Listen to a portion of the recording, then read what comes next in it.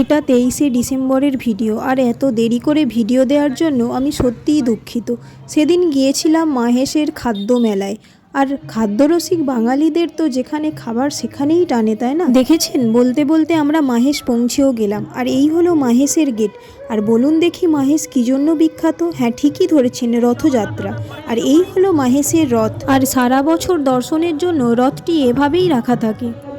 তারপর আমরা মেলায় এন্ট্রি নিতে গিয়ে জানলাম আগে টিকিট কাটতে হবে, তারপর আমরা মেলায় ঢুকতে পারবো। আর এই হলো টিকিট কাউন্টার। এখান থেকে মাথাপিছু 10 টাকা করে টিকিট মূল্য দিয়ে তারপর আমরা চলে গেলাম মেলার ভিতরে। আর সত্যি বলতে এরকম খাদ্য মেলায় আমার প্রথম আসা।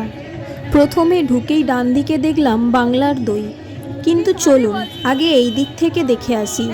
এখানে আইসক্রিম থেকে শুরু করে মোমো, বিভিন্ন রকম কাবাব, এমনকি শুধু ডিমের দোকানও বসেছে, জানেন? দেশি গ্রিল, গোল টেবিল, বাম্বো। তারপর একটু এগিয়েই দেখলাম বিভিন্ন কম্বো আইটেম, বাংলার পিঠে, চকলেট আর অনেক মিষ্টি স্টল। মিষ্টি খেতে ছাড়ে নাকি? তো কিছু খাবারের মাঝে এটাই কিন্তু আসল জিনিস, তাই দেখুন জলটাও কিন্তু বাদ যায়নি। আরও দেখুন বিভিন্ন রকম মকটেল, হাতে তৈরি আচার, চা, কফি, শেষ পাতে খাবার জন্য পান, আর দেখেছেন ব্যারাকপুরের সেই বিখ্যাত দাদা বৌদির বিরিয়ানিও রয়েছে। তারপর এখানে সুন্দরবন, দীঘা, এমনকি বকখালির নানান রকম সামুদ্রিক মাছের আইটেমও ছিল। তারপর একটু এগোতেই সামনে একটা জায়গাতে দেখলাম প্রচুর ভিড়।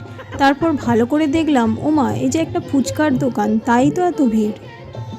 মেলার মাঠটা কত বড় দেখেছেন? আর মেলার ঠিক একপাশে সুন্দর স্টেজ করে চলছিল একটা সুন্দর প্রোগ্রাম। আর জানেন তো, এই মাঠেই রথের সময় রথযাত্রার দিন থেকে শুরু হয়ে আগামী প্রায় 1-1.5 মাস ধরে বিশাল মেলা চলে।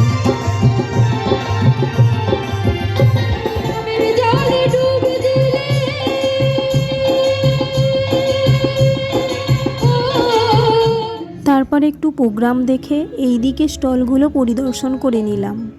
আর মেলাতে তো এমন অনেক খাবার দাবার ছিল যেটা আমি এই মেলাতেই প্রথমবার দেখলাম। আর কি ভাবছেন, খাদ্য মেলায় এসে আমরা কিছু খাচ্ছি না, শুধু ঘুরছি? আরে না না, খাদ্য মেলায় এসেছি আর একদম কিছু খাবো না, তা আবার হয়? দাঁড়ান, তার আগে একটা জিনিস দেখাই।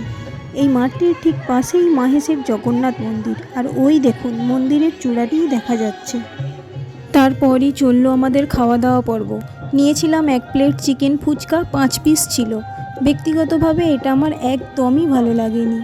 আর এই ভিডিওটা তো আমি আগেই আপলোড করেছি। প্রীতিশাকে বললাম, এরকম ভিডিও তো তুই শুধু ফোনেই দেখেছিস, আজকে তুই যা, আমি তোর একটা ভিডিও করে দিই।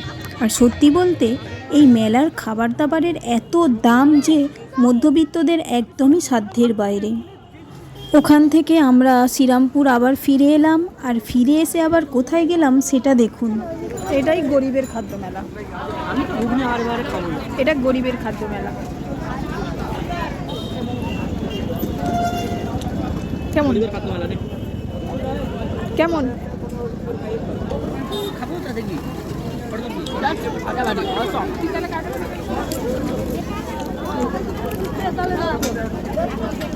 কেমন? প্রচুর খাওয়া দাওয়া আর ঘোরাঘুরি শেষ করে আমরা বাড়ির পথে রওনা দিলাম। আর চারিদিকের পরিবেশটা কত সুন্দর লাগছে দেখুন। আর যেতে যেতেই রাস্তার পাশে দেখলাম ক্রিসমাসের জন্য কোথাও সান্টার গিফট, কোথাও ছোট সান্টা, আবার কোথাও ক্রিসমাস ট্রি, এসব বানিয়ে রেখেছে। আবার রাস্তার দুপাশে প্রচুর হস্তশিল্পের দোকানও বসেছে। সব মিলিয়ে ডিসেম্বরের ওই সন্ধ্যাটা ছিল জাস্ট দুর্দান্ত। যাই হোক, আমরা এই সুন্দর আলোর শোভা দেখতে দেখতে বাড়ি যাই। আর আপনারা অবশ্যই আমার চ্যানেলটিকে সাবস্ক্রাইব করুন। টাটা।